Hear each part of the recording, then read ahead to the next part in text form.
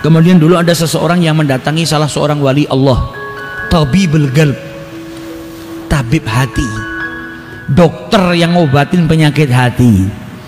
Kita itu kalau sakit fisik kan pergi ke dokter. Kita sakit jantung kan tidak pergi ke dokter kulit, perginya ke dokter jantung.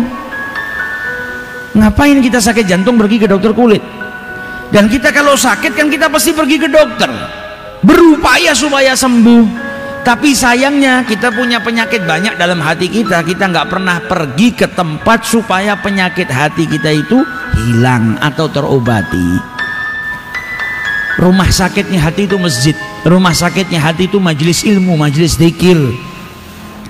Kalau dokter fisik kita bisa dapetin di klinik, di rumah sakit. Kalau dokter hati, mereka para orang-orang yang soleh, para ulama-ulama, ini mereka yang menjadi tabibul qalb. Mereka adalah dokter-dokter yang akan yursiduna, mengarahkan kita untuk bagaimana caranya menghilangkan penyakit-penyakit yang ada dalam hati kita. Nah, ini orang datang kepada salah seorang tabibul qalb, salah seorang wali daripada walinya Allah Subhanahu wa ta'ala. Kemudian dia berkata kepada wali tersebut yang namanya Ibrahim ibnu Adham. Dia berkata, ya Aba Ishaq, inni rajulun musrifun ala nafsi. Aku ini orang yang kelewat batas, banyak berbuat dosa. Tolong ajarkan aku atau beri aku nasihat supaya aku ini terjauhkan daripada perbuatan maksiat. Saya ini nggak bisa nahan, sering banget berbuat maksiat. Tolong kasih saya kiat-kiat atau kasih saya nasihat yang itu menghalangi saya dari saya berbuat maksiat. Apa kata Imam Hasan kata Ibrahim ibnu Adham? Baik, aku akan berikan engkau 5 hal. Kalau 5 hal ini kau lakukan, maka engkau akan menjadi orang yang tidak bermaksiat kepada Allah Subhanahu wa ta'ala. Maka orang tersebut berkata, hata ya Aba Ishaq, berikan kepadaku.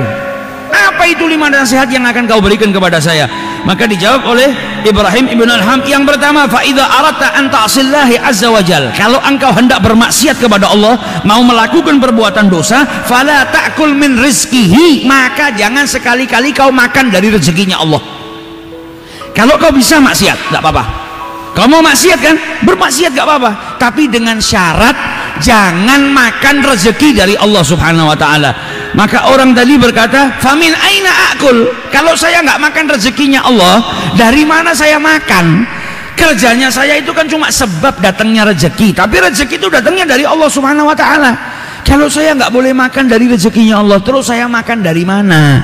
Maka dijawab oleh Ibrahim ibnu Adham, ya hadza, wahai saudaraku, afa yuhsinu an ta'kula rizqillah wa ta'sih. Apakah benar perbuatan seseorang yang bermaksiat kepada Allah dan dia makan rezekinya? Engkau makan rezeki dari Allah tapi engkau bermaksiat kepada Allah. Kita punya pegawai, pegawai itu makan dari gaji yang kita berikan, tapi pegawai kita malah berbuat buruk kepada kita, malah merugikan kita, malah ngelawan kita. Kita bikin aturan nggak boleh gini, nggak boleh gini, nggak boleh gini, semuanya dikerjakan. Kita punya perintah harus gini, harus gini, harus gini, sama dia semuanya malah nggak ada yang dikerjakan. Kira-kira kita punya pegawai seperti itu, kita apakan? Kita pecat. Maka kata Ibrahim ibnu Adham, apakah benar ada seseorang yang makan rezekinya Allah, dia dikasih rezeki, makan dari rezekinya Allah, malah bermaksiat kepada Allah Subhanahu wa ta'ala? Maka kata orang itu tadi, wah ini berat, ini yang nomor 1 berat, kasih saya solusi yang nomor 2, nasihat yang nomor 2 aja, yang nomor 1 saya nggak bisa.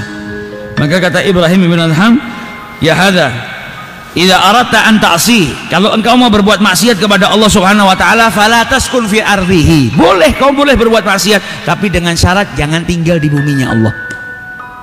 Maka orang ini jawab, wah ini yang kedua lebih berat,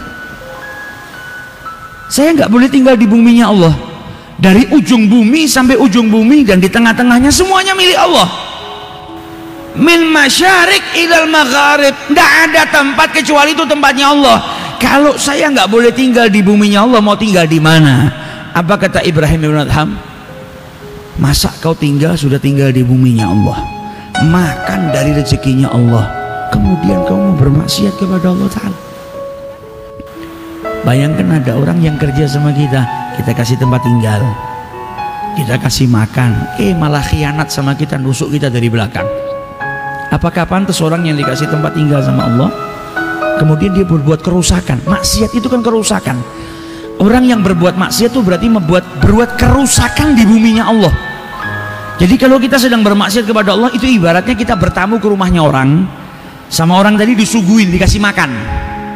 Habis kita makan, kita ambil palu, temboknya kita hancurkan, lampunya kita balang sampai pecah, kemudian atap rumahnya kita hancurkan.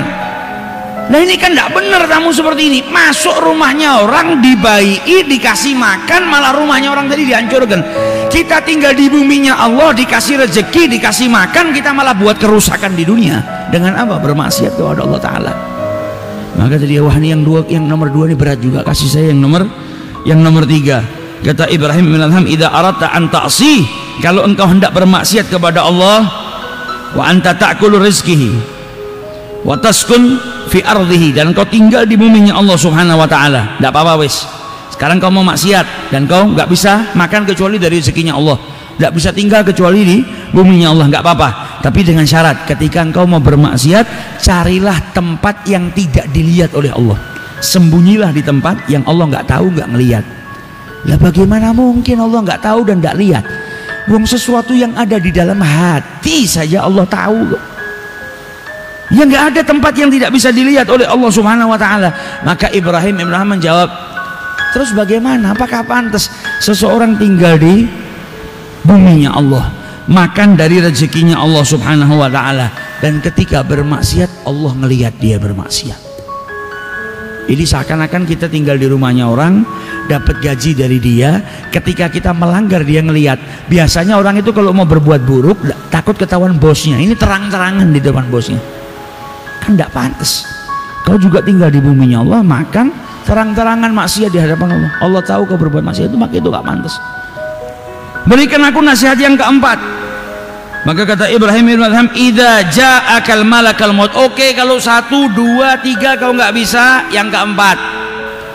Idza ja'akal malakal maut, kalau datang kepadamu malaikat pencabut nyawa, mau nyabut nyawamu, maka katakan kepada malaikat pencabut nyawa lagi, tunggu dulu, saya tak taubat dulu, nanti baru cabut nyawa saya. Ya nggak bisa. Kematian kalau datang ya sudah datang, la yastakhiruna sa'atan wa la yastaqdimun. Lah kalau kau tahu tidak bisa menunda pencabutan nyawa, kok masih berani maksiat?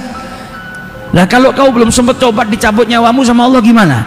Apalagi kalau kau tengah-tengah berbuat maksiat, dicabut nyawamu sama Allah bagaimana? Apa kau nggak takut dimasukkan dalam nerakanya Allah Ta'ala? Wah saya nggak bisa. Yang kelima. Kata Ibrahim bin Adham, yang terakhir, yang kelima. Nanti kalau kau mati, oke ini semua tidak bisa kau lakukan, kau masih tetap maksiat. Kalau kau mati, nanti kau ditentukan untuk menghuni nerakanya Allah, digandeng sama malaikat, diantarkan ke neraka, larilah dari gandengannya masuk ke surga. Jadi jangan mau digandeng menuju ke nerakanya Allah Ta'ala, belok lari masuk ke surganya Allah. Ya nggak bisa. Bagaimana caranya saya lari dari malaikat? Nah, kalau sudah tahu kau tidak bisa, masa kau rela dirimu nanti digandeng untuk menuju ke nerakanya Allah? Maka bertaubatlah, jangan lakukan perbuatan dosa.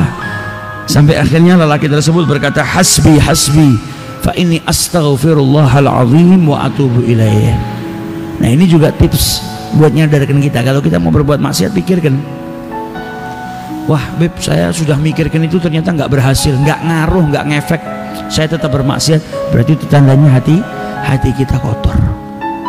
Berarti hati kita sudah penuh dengan kekotoran yang sampai mikirkan gini pun masih nggak takut. Maka harus cepat-cepat diobati, pergi ke tempat-tempat yang memberikan obat bagi hati-hati yang sakit, dan datangi orang-orang yang bisa mengarahkan kita untuk mendapatkan penawar daripada penyakit hati kita. Semoga kita jadikan oleh Allah Subhanahu wa taala hamba-hamba yang senantiasa bertaubat kepada Allah Subhanahu wa taala.